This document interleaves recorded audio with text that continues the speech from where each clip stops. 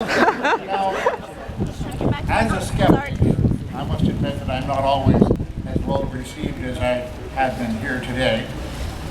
I appeared before the public with my message on college and university campuses all over the world, and when I'm asked by a potential attendee as to exactly where I'll be speaking, I sometimes tell them, just listen very carefully. Listen carefully, and you'll hear angry murmurings. You will hear the sound of scythes and pitchforks clashing together, and you'll see torchlight. I'll be there. Or have you never seen that 1935 film, The Bride of Frankenstein? Wonderful film. And I relate to it very closely, I assure you. This event, this rally, is very much centered on the secular point of view, of course. And I am very firmly of the opinion that the greater part of the confusion that presently exists concerning rationality and reason is directly due to the persistent influence of religion. However, I'd like to deal with the greater general problem that now faces us. Beginning about the year 1700 or so, what we know as the Enlightenment brought about the application of rationality to all questions and problems.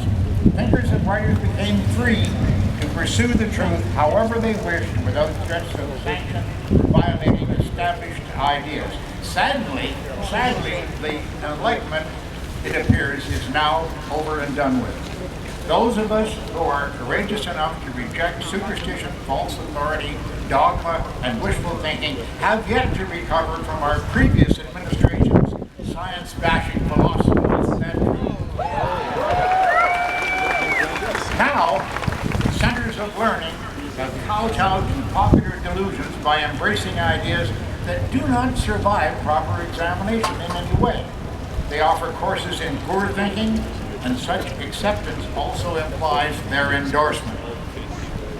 Many people no longer think for themselves, but surrender that process to the media and to the opportunists who happily fleece them as a result. Religion rules minds as it did when witch-burning and angels seemed to be viable and believable notions. Millions of law enforcement authorities, social services, science teachers, medical practitioners, and politicians actually believe, ladies and gentlemen, despite overwhelming contrary evidence, that our Earth is only 6,000 years old. And that a malevolent deity, thanks a lot, brings floods, pestilence, and suffering to those who he, she, or it, whatever, chooses to hate, but rewards others who make themselves into human bombs. How delightful. This sort of belief has invaded the highest levels of the media, government, and the teaching professions. But how did such a widespread desertion of common sense and fact ever come about? Why? Because it's so much easier to have a simplistic view. Little or no thinking is required. Those who surround you will tolerate you if you simply don't speak up, and all you have to do is to allow the yahoos to take over while staying out of their way. Be careful, they do stampede every now and then. The woo-woos are active anti-science elements, but they're not nearly as dangerous to our security as those centers of higher learning who try to justify the awarding of science degrees in subjects that are anti-science in every respect. The truth of what they teach is not based on fact, but on emotion, tradition, and convenience. It's now become politically incorrect to question things like this. Enormous harm has been done to science by emphasizing quantity of data over quality, and at the extremes, fraud and fakery over honest and hard, consistent intellectual work. Happily, science has self-correcting mechanisms built in so that mistakes and the occasional bit of fakery are eventually automatically eliminated. Left to itself, science has created and shaped much of the world in which we live, but constant vigilance can never be relaxed, or the woo-woos can and will move in permanently.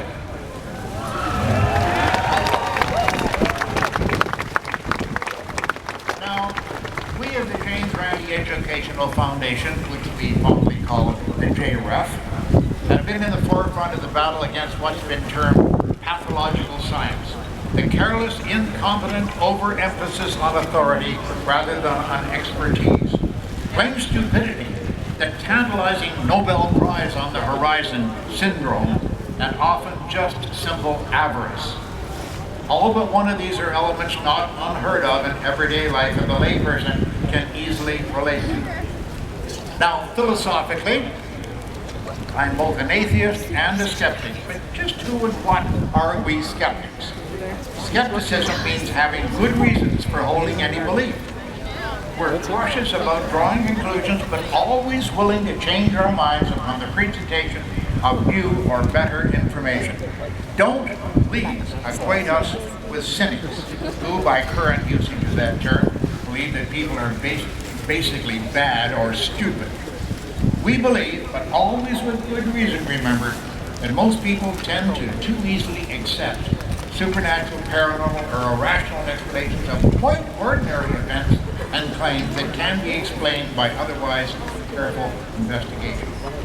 We come from all walks of life and may have very differing worldviews, but we share a commitment to careful discussion and to respectful examination of claims and assertions about supposedly supernatural events or processes.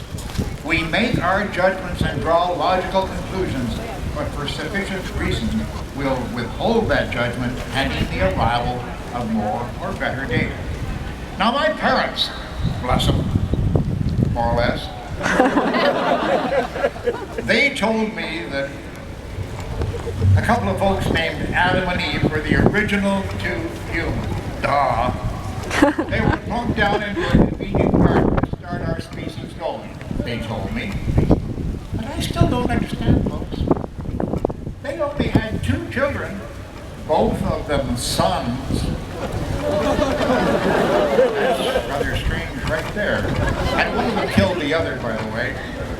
But somehow they produced enough people to populate the earth. And that was done without incest, which is a big no-no and certainly impossible given the facts of the story. Then some prophet or other made the earth stop turning. An army blew horns until a big wall fell down someplace. A guy named Moses made the Red Sea divide into 2 and made frogs fall out of the sky. Yes, sure.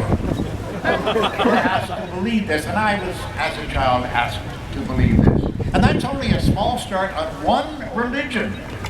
We haven't even begun to marvel over flying horses in the Quran, Krishna stopping the sun, as happened in the Bible, of course. They wouldn't want to miss out on an act like that.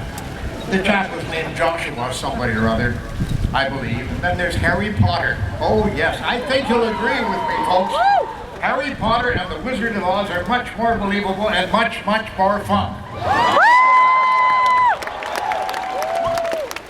I'll tell you, incidentally, that I've also looked into the claims of reincarnation, and I don't believe that one bit, though I used to in a former life. You laugh. Critics of this meeting have chortled that we won't be seeing heaven, but I'll take my chance. Streets paved in gold, I think that'd be a huge bore. If I had my choice, I'd perhaps choose, end-to-end Bill Maher shows for eternity, or maybe not. Folks, it's certainly time that we all grew up.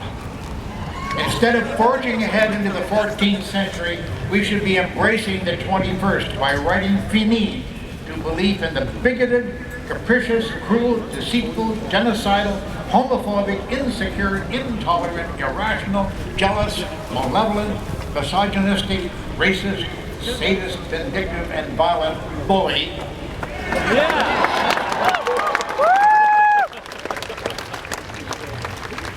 Who demands constant praise, sacrifice, adulation, and ego support. The penalties he promises will be very severe.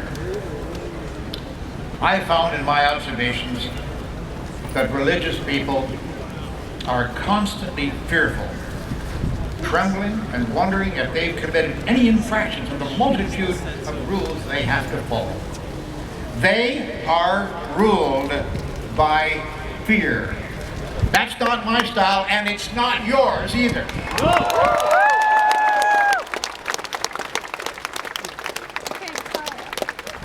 and gentlemen, I'm so very grateful and sincerely flattered to be invited today to join these beautiful people with whom I share these feelings. My partner of 25 years cannot be beside me today because of some legal difficulties in which we're presently involved, but I will extend to you all his personal thanks for this great honor afforded us. Ladies and gentlemen, thank you.